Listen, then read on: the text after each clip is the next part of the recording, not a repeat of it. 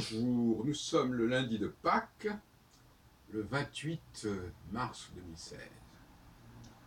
Et je voudrais vous parler, revenir sur la notion de récepteur et d'émetteur, au regard notamment des œuvres, notamment de la musique. Ce qui fait la difficulté de certaines œuvres, c'est qu'elles demandent beaucoup au spectateur, au récepteur.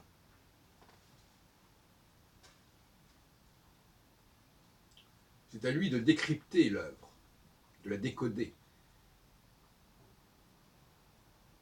Quelque part, le compositeur ne fait que, j'exagère un petit peu dans cette image, mais elle me paraît quand même faire sens, le compositeur ne fait que fournir du grain à moudre, fournir un matériau sur lequel l'auditeur, chaque auditeur, va pouvoir travailler. Que l'auditeur lui-même va travailler. C'est donc, il y a un travail de la part de l'auditeur qui est demandé. Et ce que je viens de dire là s'inscrit totalement dans tout ce que j'ai dit déjà par le passé concernant le rôle extrêmement créatif du récepteur. Bien entendu, je suis influencé par l'astrologie et je ne le nie pas. Ma réflexion sur l'astrologie m'a conduit à privilégier et à mieux comprendre, à mieux appréhender la question du récepteur qui détermine lui-même ce qu'il entend recevoir et comment il le reçoit, qui structure en fin de compte l'émission. Et quand on dit émission, c'est une façon de parler, parce qu'il n'y a pas forcément une volonté d'émettre, mais il y a une présence. La présence est déjà une forme d'émission. Une étoile qui est présente dans le ciel, elle émet même si elle n'émet pas. C'est-à-dire, même si il n'y a pas, même si on ne peut pas appréhender véritablement la nature de son émission, le seul fait qu'elle soit présente, qu'elle soit visible, qu'elle soit là, dans le ciel, c'est déjà quelque chose qui peut alimenter la réception. Personne ne saurait le nier. Donc, il y a des débats épistémologiques sur l'émission. Est-ce qu'on peut vérifier si un astre émet ou n'émet pas et quel genre de vibration et de radiation? Mais on s'en fout complètement. Il est présent. Et notre présence elle-même fait sens ou fait problème, interpelle l'autre. Parce que la réception, c'est aussi le rapport à l'autre. Bon. Qu'est-ce que je fais de cet autre? Quel statut je lui donne? Il ne s'agit pas, encore que là aussi il y aurait une connexion, il ne s'agit pas d'imiter l'autre. Il s'agit de projeter sur l'autre quelque chose qui fait partie de nous, en quelque sorte. Et d'utiliser l'autre pour donner forme à ce que nous avons en nous. Tout comme le sculpteur donne forme à un matériau, à un bloc, pour en faire quelque chose qui lui appartient, mais qui en même temps use d'éléments extérieurs à lui-même, qui va réintégrer. Ça n'est pas non plus la même chose que quelqu'un qui s'approprie le travail d'un autre. C'est pas la même chose. J'attache beaucoup d'importance à s'il y a une réappropriation, s'il y a une appropriation, il faut véritablement qu'elle soit créatrice, qu'elle soit créative, et qu'elle corresponde à au génie de l'auditeur, du récepteur, et non pas au génie, tout simplement, soi-disant prétendu exister, de l'émetteur. C'est pour ça que je suis assez sévère concernant les emprunts que l'anglais a fait au français, parce qu'ils font preuve de très peu de créativité. C'est plus un mimétisme par rapport au français, mimétisme parfois maladroit, mais qui n'en fait pas pour autant quelque chose de très créatif.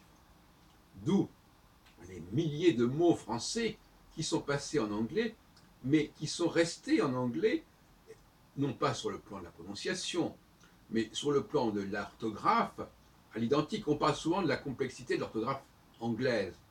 Mais cette complexité de l'orthographe anglaise, elle est tout simplement héritée de l'orthographe française. Enfin, bon, passons.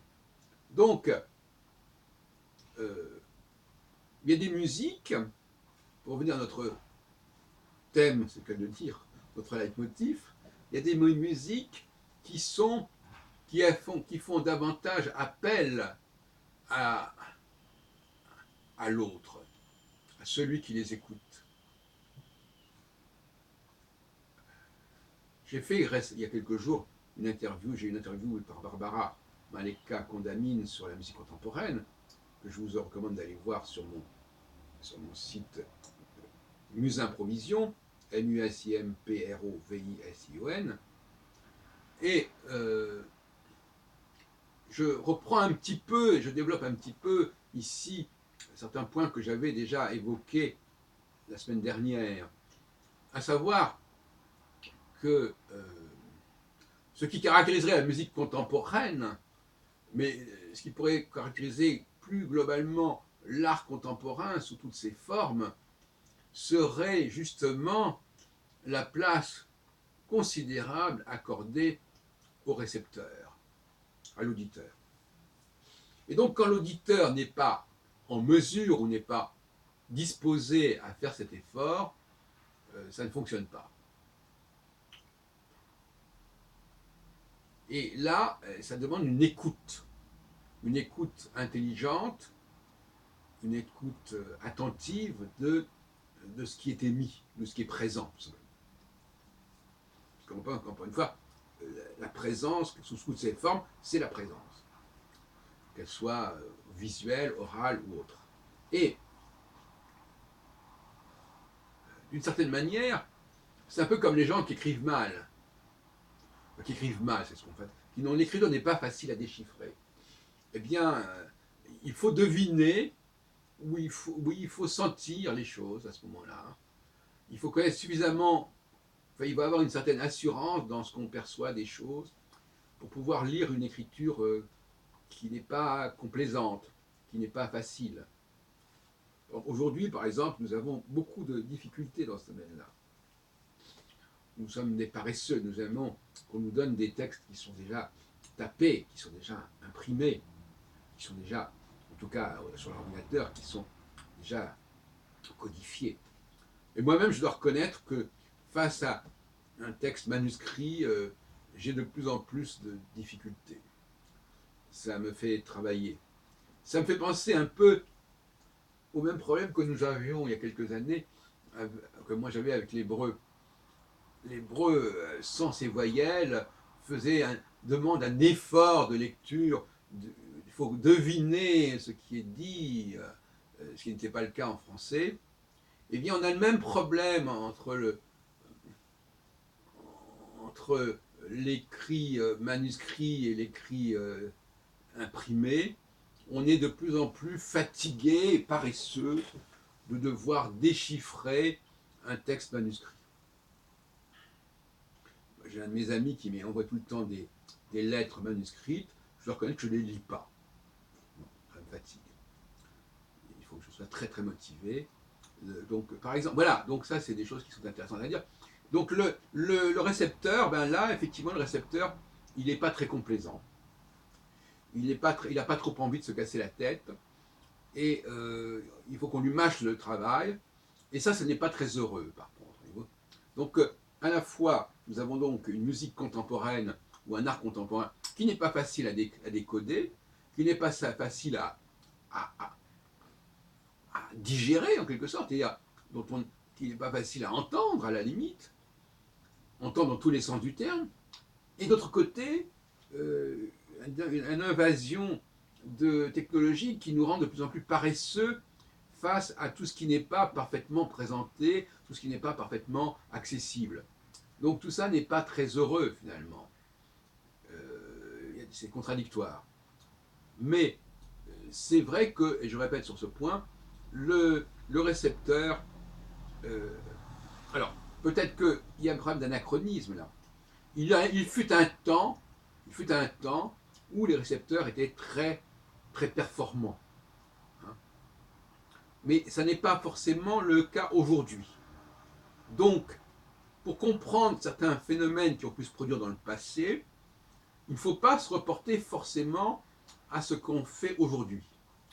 Et j'ai commis parfois l'erreur, dans certaines de mes prestations, de faire preuve d'un optimisme excessif en disant que le passé, le présent nous permet de comprendre le passé. Pas forcément. Il y a des fois où c'est au contraire le passé qui nous permet de comprendre le présent, ce qui n'est pas du tout la même chose. Ça veut dire que je ne comprends pas le présent, sinon en passant par le passé. Sinon en comprenant comment autrefois les sociétés se sont construites. Comment autrefois elles ont intégré un certain nombre d'éléments de leur environnement. Ce qui ne veut pas dire que nous en soyons capables aujourd'hui. Donc il y a là aussi cette dialectique entre le passé et le présent que je pense devoir renouveler. Nous ne sommes probablement pas d'aussi bons récepteurs que par le passé.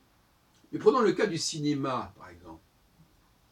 J'ai souvent signalé ou noté, en tout cas dans ma tête, que le cinéma américain était plus difficile à suivre, le film lui-même, dans sa construction, dans son montage, était plus difficile à suivre que le cinéma français. Parce que le cinéma français demande moins d'efforts aux spectateurs que le cinéma américain. On pourrait aussi parler de ce qui se passe à la télévision. Je veux dire par là que dans le cinéma américain, on passe d'une séance d'un personnage à un autre. C'est pas linéaire. Dans le cinéma français, on est très souvent dans le linéaire, comme si on avait peur de perdre le spectateur en route.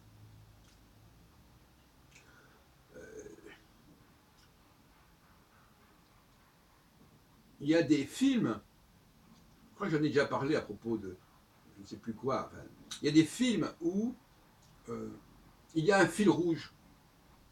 On voit un personnage et on le suit de bout en bout. Voilà. Donc il n'y a pas de coupure. Voilà, et puis, ça je crois que c'est dans le film, j'avais fait remarquer à propos de Chabrol. On avait passé, je crois que c'était au Forum des images, Que la bête meurt et puis Merci pour le chocolat, qui sont deux œuvres de Chabrol qui sont distantes de 20 ans. Eh bien, mais c'est pas un très bon exemple, mais enfin c'est que ça illustre un petit peu ma pensée. Dans Que la bête meurt, on a réellement, à part les toutes premières secondes, on a un personnage qu'on voit se déplacer, on le suit et il n'y a aucune rupture. On voit même, on aurait pu imaginer qu'on présente les deux personnages qui doivent se rencontrer, le père et puis celui qui a assassiné son fils, etc. Mais finalement, non. Sauf la toute première seconde, on ne les voit pas vivre séparément, puis un jour se rencontrer. C'est simplement lui, le personnage du père, qu'on suit, et puis à un moment donné, effectivement, il va rencontrer cet homme. Dans Merci pour le chocolat, là, c'est deux situations, deux familles bien différentes qui vivent séparément et qui, quelque part, pour des raisons assez complexes, vont se rencontrer et vont fusionner jusqu'à un certain point. Donc, ce que je veux dire par là, c'est que, ce n'est pas un très bon exemple, mais ça me vient à l'esprit. Ce que je veux dire par là, il y a des exemples beaucoup plus compliqués que ça. Ce que je veux dire par là, c'est que il y a des cinémas, il y a des musiques, il y a des films, il y a des œuvres, il y a des romans aussi, parce qu'on pourrait aussi parler du roman. Il y a des romans qui sont plus faciles, comme on dit, à comprendre que d'autres, et qui demandent moins de génie de la part de l'auditeur ou du lecteur, hein, qui demandent moins d'apport. C'est vrai aussi pour la philosophie. il est plus facile de lire un roman policier que de lire un traité de David Hume, par exemple. Bon. Bon, donc, il y a là aussi l'apport de l'auditeur. Il est plus facile de lire le François que Le Monde. C'est-à-dire que l'auditeur est très important. Et selon l'œuvre que l'on fait va nous dire quel est notre environnement. Si nous essayons d'être à la portée de ceux qui nous écoutent, ou au contraire, si nous voulons les faire monter à nous, quelque part, ce qui est peut-être parfois un peu ambitieux de dire ça. Voilà tout un ensemble de questions qui se posent dans l'individu émetteur-récepteur. Et surtout, je mets l'accent sur cette idée, ne soyons pas anachroniques, ne croyons pas que les auditeurs ont toujours été du même niveau, du même calibre, et même sur le plan géographique, ne croyons pas que les auditeurs d'une zone A, géographiquement, aient les mêmes facultés d'appréhension que les auditeurs d'un groupe B ou C.